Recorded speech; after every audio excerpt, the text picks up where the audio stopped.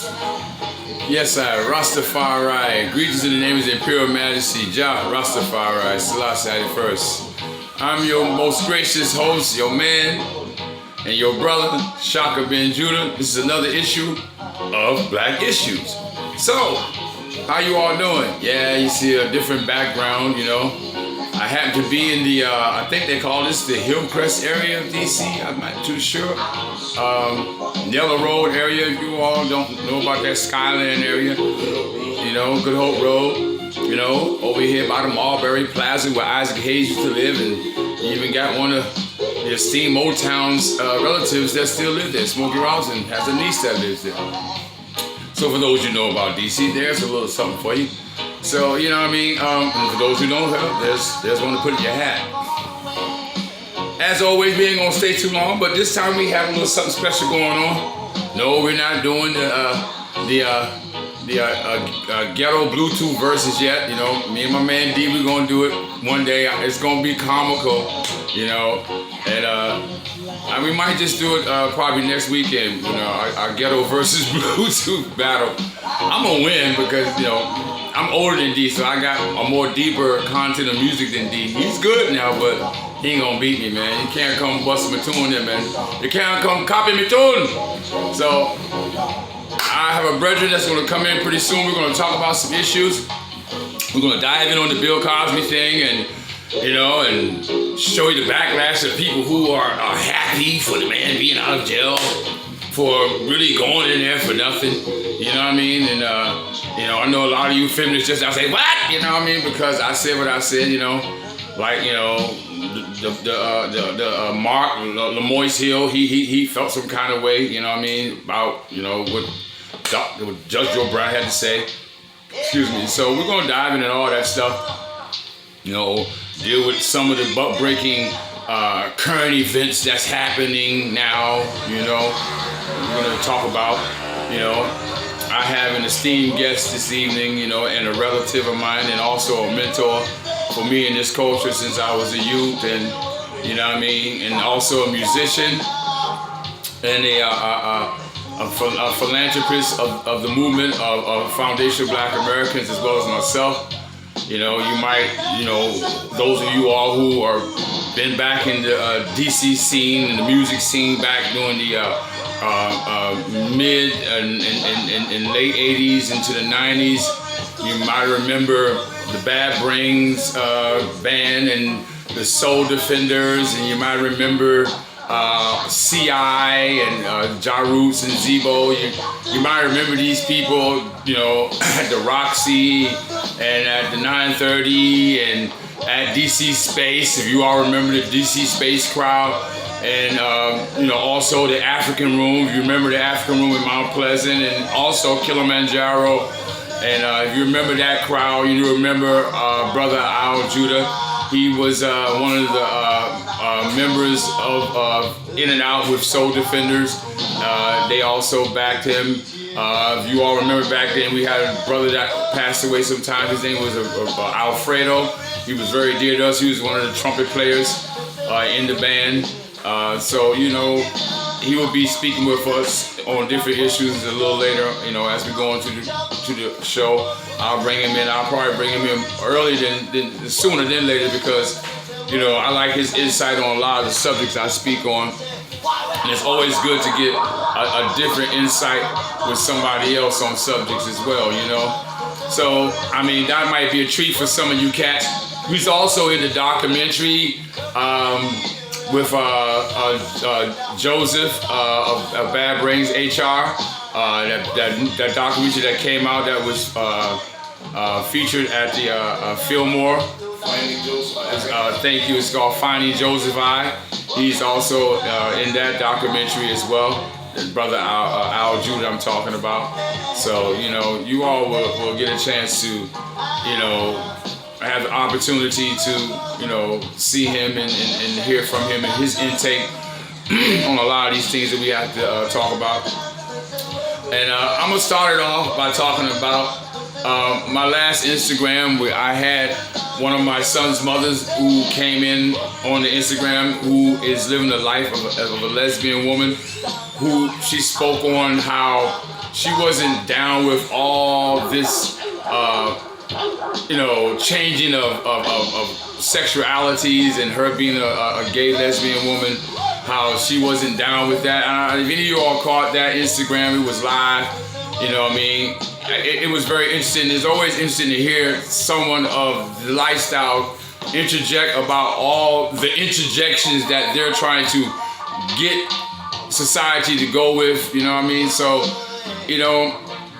I find it, interesting to how she came in with her interjection as to saying she's not with all that.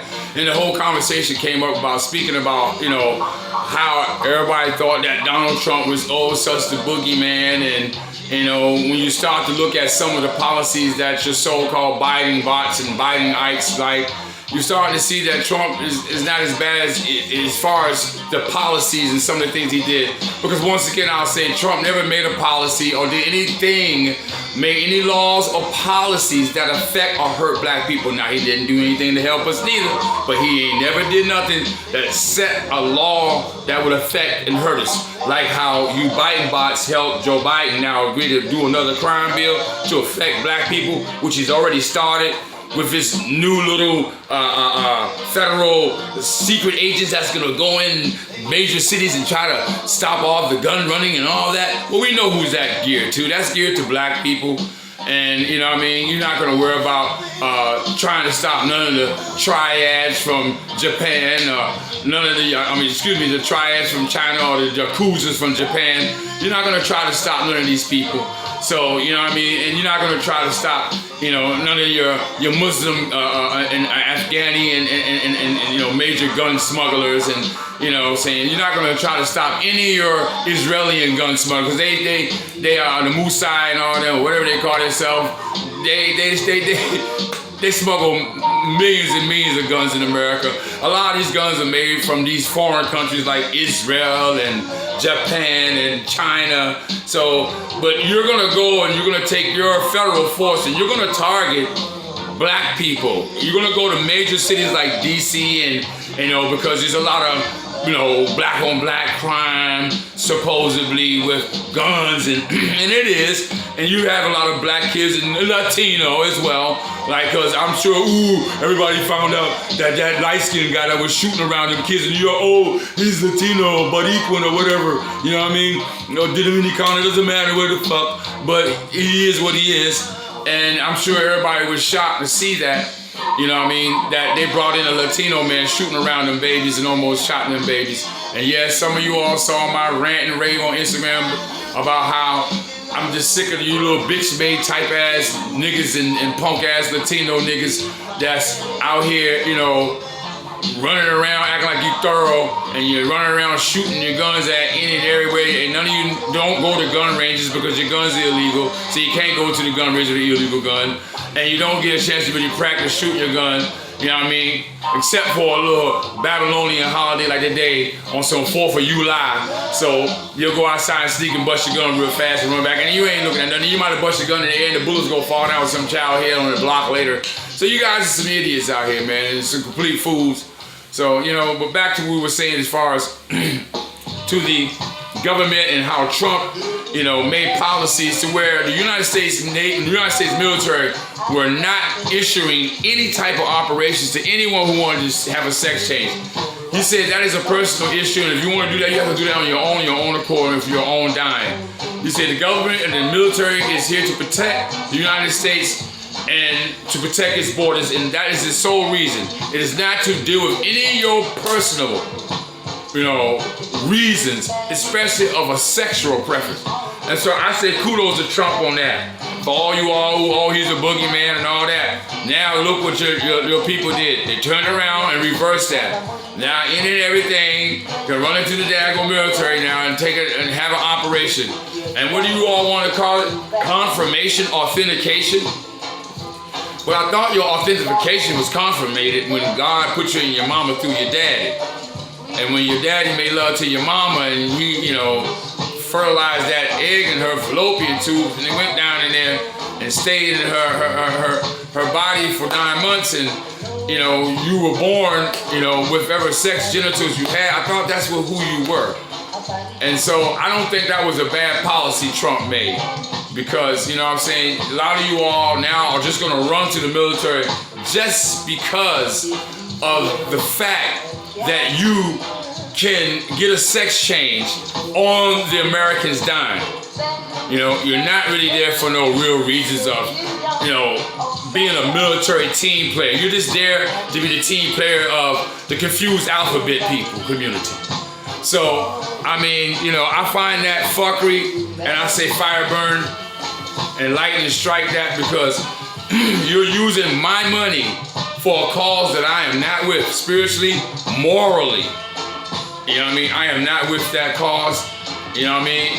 Or any other gay cause for that matter. You know what I'm saying? And I know a lot of you all go, oh, but you got a baby with a lesbian woman. I'm like, well, at the time, she wasn't living that lesbian life. She wanted to, I guess, see and be with a man, which the Lord blessed her and blessed me with a beautiful son. And we had a great relationship. And, you know, sometimes, you know, I'm not going to say that she got weak, because it's not a weakness when you normally do something. But I guess that she wanted to just, you know, go back to that lifestyle. We as each other, you know, we kind of grew out of each other. We still love each other. We're still friends. No, we're not sexually attracted to each other. You know what I mean? And her lifestyle is her lifestyle. I can't tell anybody how to be or what to live. But I thank her for being in my life at the time she was there, and I thank her for the child we have, and may God bless the child and her, no matter what lifestyle she lives, because that is for her to have to go and be judged by the Most High on that day of judgment. Not for me and you to judge. You know what I mean? So, you know, the Lord felt that it was right for us to bear children. I say kudos, and she'll tell you herself. You know, even I think her girlfriend has twin boys. You know, and then my son has helped raising them little boys up like his little brothers, and you know what I mean. I've seen them grow. They're like my little stepson. So you know what I mean. I'm not saying we got some little gay coalition going on, but I'm just saying life is life, and let people be people. But when you come to me and ask me about my condoning something, then I have to speak on the faith in the name of Rastafari and in the stance of God, and say, no, I don't condone it. And, you know, do I hate her? No, I don't hate her. So if that answers some of you all picklehead ass Negroes question, then there you go. For all you want to pride and pick and try to find shit, you know what I mean? and like how y'all pick with Jim Jones and his legs. Well, I'm gonna show you something. All right, so maybe Jim Jones I had to build his leg. I don't need it. I'm pretty built up. I don't have to build his leg, but they're strong and they're firm and they're muscular. But guess what? I bet you none of you punk ass niggas who picking at Jim Jones can probably do half the workout Jim Jones do. So all you little bitch ass motherfuckers need to shut the fuck up. How about that? All right, as we move on. Now, in a few minutes, I'm gonna bring my esteemed guest in, and we're gonna get his take on how he feels about, you know, this situation with how Trump changed, you know, the issue of gay people being able to come and use the military just for a gay personal reason. And, you know, what's his take on what the military use should be? What's his take, period, you know what I mean? And then we'll just jump to other subjects, you know? So, we're not gonna keep him too long, so no further ado and delay. If we don't mind, we can bring Brother Al Judah in. He's set to come in and get his take on this issue. You know what I mean? For those of you all who remember Brother Al, here's your brother you ain't seen in a long time. Yes, Brother Al. Rastafari, Selassie. Yes. It's a blessing to have my brother Al in. Yes, Al. So give your take on it. Yes, it's on you. Because you've been listening, man. Give your take on how you feel about these issues, man. Well, give your salutations. Greetings first, you know, in the name of the Most High.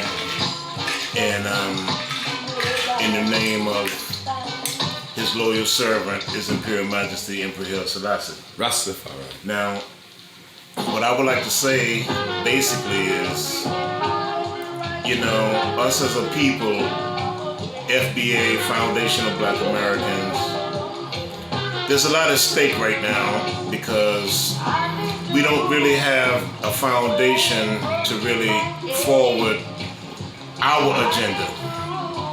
our agenda has been hijacked by feminists or feminists, as you would call them, and people that they have no come up unless they come under our struggle. You know, George Floyd loses his life, but everything goes out to everybody else, the Asians and the Hispanics and this and that. Okay, fine. Black people, you have to realize when you go to the ballot box and you vote for president, you cannot be stuck on a cult of personality. Now, most sane people will say, yeah, Trump is an asshole or a-hole, you know, and his personality is not very friendly. And I don't mean to cut him off. We don't own the rights to none of this music y'all been listening to all this time. I hate that. It's just terrible. You got to cut like a damn commercial, but we don't own the rights. Rastafari. Thanks. So, you know, Barack Obama had the gift of gab. You know, he could talk of fish into buying water. However, his policies did not reflect anything tangible to black people. Joe Biden is senile right now, and you know he doesn't remember what he did when he went in the bathroom last night. Was it number 1 or number 2? Kamala Harris, or as we affectionately know her as Kamami Harris. Kamala, you know, she, you know, I'm not going to dwell into all of her fuckeries, but I'm just going to say that when you vote, don't vote based on a cult of personality, okay? I would say Joe Biden has a better personality than Donald Trump. I would say Barack Obama had a better personality than all the presidents. But that's not, you don't vote based on that. You base your vote as a black group based on the policies of these politicians. And if you do that, you can hold them accountable. But when you don't, you cannot hold anybody accountable, because Joe Biden openly said, we wouldn't be in the White House if it wasn't for black people. But who does he sign executive orders for? Every other group but black people.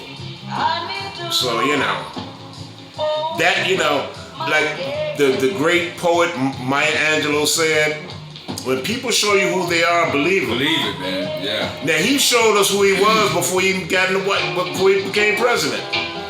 You know, his 94 crime bill between him and Bill Clinton, and, you know, his close relationship with Strom Thurmond. Before the 94 crime bill. Way before and after. Segregation. He showed that, you know, hey, I can be, you know, in bed with a Klansman, you know. Well, he didn't want his children to go to school with yours and all black people. Look. He didn't want his kids to be around yours. People show you who they are.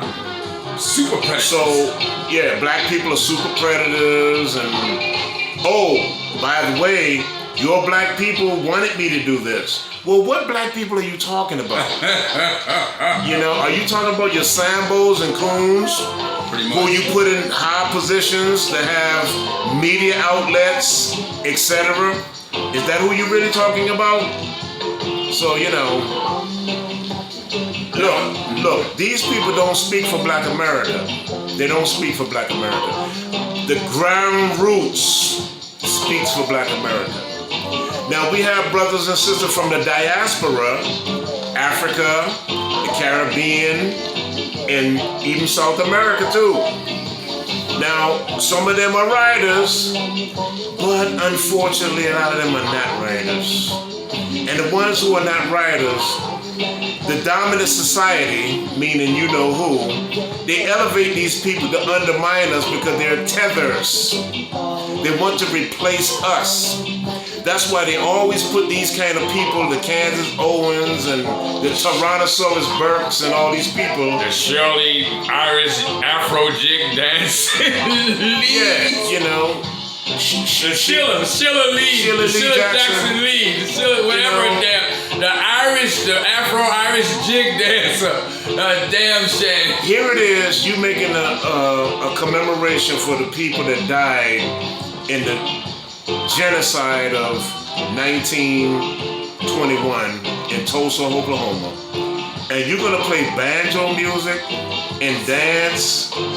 Really? I mean, for real. I mean, that is crap.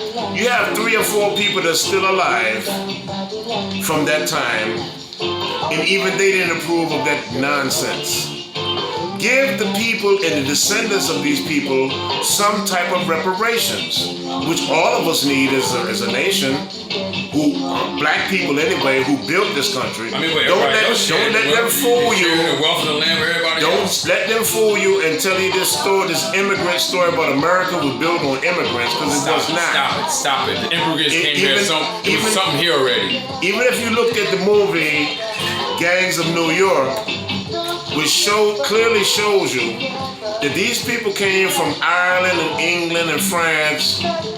They were freeloaders because they got free land. If you have free land, now you get the slave to work the land. Oh, well, and Mitch McConnell will say, well, in 2021, there's nobody alive today that owns slaves. True. You're right, Stern, but you're missing the point. That's not even the point. The point is generations, the generational wealth gap widened in the last 300 years because of the slavery. That's right. So if my grandfather robbed a Brinks truck for $5 million and he died and it passed down to me, and they found out that my grandfather robbed that, and I said, well, I didn't rob the truck. My grandfather robbed the truck. But you're living off of the wealth now. But I'm prospering. Living off of the wealth, right? I'm prospering because. Right. Because of that $5 million. So that $5 million is now $500 million. So if I had that attitude that, look, I wasn't there to rob. I wasn't even born. That's bull. That's a fake argument. That's a straw man argument. That argument doesn't hold weight. None. For the simple fact that you benefited. You benefited from that crime. That's right. Just like it was a crime what they did to those people in Tulsa, what they did to people in Durham, North Carolina, and all over this nation. Mm-hmm. Those are crimes. Mm-hmm. It's very convenient for you to always want to concentrate on crimes of black people, but when it comes to the dominant society, that was old news, and we need to forget about that and move forward. We have to have a consensus and reconciliations for these things, and then what you want to do is paint a picture, put a mural up, statue. You wanna go have a festival, give out collard greens and sweet potatoes and a bunch of nothing burger shit, man. Your Kleinbergs and all these people. Oh my God. These are Sambo jig dancing coons, okay? Straight up. So don't let them tell you about no good trouble. Firebug. And all of that stupidness. I'm into W's, not L's. Yeah. The white supremacists don't like taking L's. And throughout history, they've been taking L's. That's why they go out of their way to alter history to make them look like the savior of humanity. Mm-hmm. The savior of humanity has always been within us, because without us, when I say us, I'm talking about black people worldwide. Without us, there would be no civilizations. For the first one started in Africa, and it spread to the whole world. So, getting back to the Democrats, or Democrats, sorry. Democrats. Don't mean to step on nobody's toes. I'll give them some cheese. But look, if you're not getting tangibles like all these other groups are getting, why are you stuck on stupid? Voting to say you had the right to vote? Oh, our ancestors died. No, they did not die for us to have the right. They died for us to be free. And they're turning in their graves right now to see how y'all acting like suckers out here and letting people just take advantage of you and everybody else come in your country and get tangibles off of what they died for. Our ancestors, they would not be pleased that we are voting based on a cult of personality. Donald Trump versus Barack Obama versus Joe Biden. No, it's the policies. Voting is a quick pro quo, as the great Dr. Claude Anderson would say. I do something for you, you do something for me. But all that I'm showing up and everybody else is eating off the table and I get the crumbs, that's not a fair deal. You don't even get crumbs. So I'm just saying, stop going for the symbolic bullshit. Put Harriet Tubman on the $20 bill. That's your reparation? No, that's not no reparation. Oh my God. Forgive student loan debt? No, that's not Everybody reparations. ain't go to college. That's not reparations. Reparations mean to repair a wrong. That's what it's called, reparations. It also means, look, you have to share the wealth. You shared the wealth with all these white people and all these white immigrants that came over back during the beginning of the so-called country when white people came. We were already here. And you reclassified us who were here already as Negroes from the native Aboriginal people here. And you took that wealth and you shared it amongst all you Caucasian people. And you gave us none, but reclassified us who are already here as Negro and lied and tried to say you brought millions from Africa when you didn't. You cannot bring all those millions of people. You brought maybe a couple of Most of them winded up in Brazil and the Caribbean. Brazil and the Caribbean. But however, That's right. The point is this: we need to re-examine real history. Real history. Because we've been taught a bunch of bullshit Yes. about Columbus and this and that and the third. Come bust us. Come bust us, as my brother Bunta Baruka would say. But you know what? What we have to do now is re-examine that. Because, okay, some people say what happened 300 years ago doesn't matter. But if you don't know your past, you can't know your future.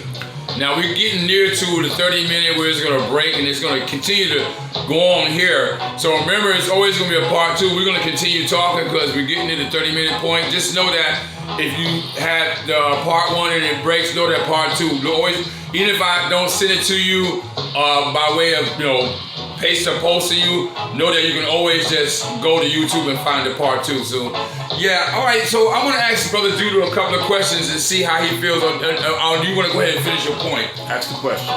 So, speaking about, and we're going to talk about Cosby in a second too, but speaking about the issue with the military now reissuing the so-called confirmation authentication surgery to people to change the sex. What's your take on that? And what's your take, period, on all this subliminal buck-breaking tactics that they're using against seemingly the black community, particularly Foundation of Black Americans, and we know they're attacking you too abroad. But what's your take on that? Well, as it relates to the military and sex changes and, personally, I would just say it's BS because, what military you ever had in history, going all the way back to the Roman Empire? You go back to the Roman, or even go back to Hannibal. You can go back to Genghis Khan. You go back. That you had a bunch of moist, soldiers, Go back to Middle East. Who pretended like they were on their period. The Red Emperor. When they would pretend like they were on their period. No, that doesn't exist. See, these are constructs of a man's vain imagination, okay? And really, if you really study this, it's really based on mental illness, which is a real thing. And a lot of us in the black community, it's a taboo because we have it too. We had a lot of mentally ill people in our community. We don't like to talk about it because it's very sensitive to us. But if a man eat in the United States, divided snakes. In United Snakes or divided snakes, I don't want to offend anybody. The United States of America. At this time, even during and semi after the pandemic, if you're hungry in this country because you want to be, because you can get a meal anywhere, people will buy you food. Even if you got a cup in your hand begging for money, somebody go in a restaurant and buy you a sandwich or some fries or whatever. I'm saying this to say this: you don't have to go in a trash can to pick up any leftover food. Now, people that do that, obviously they have mental issues. food is not that scarce in this country. It's still a first world country. As poor as you might be, you will not be hungry unless you really want to be hungry. They got food pantries, food banks. People will give you food. Even people you don't. Most of the people give you food to people you don't even know. So I'm saying that to say this: if you see a brother or a sister, white or black, and they go in the trash can to get a half a slice of pizza somebody threw away, they didn't have to do that. That's a sign of mental illness. So if I'm attracted to a man's backside as a man that was born a man, I mean, really and truly, I don't want to offend the LGBT because I know, you're sensitive to your toes being mashed, but I gotta say, that's a form of mental illness. And it was considered that until 1974. If you look back at the psychiatric and medical journals, I thought it was 2. Between 2 and 4. Right.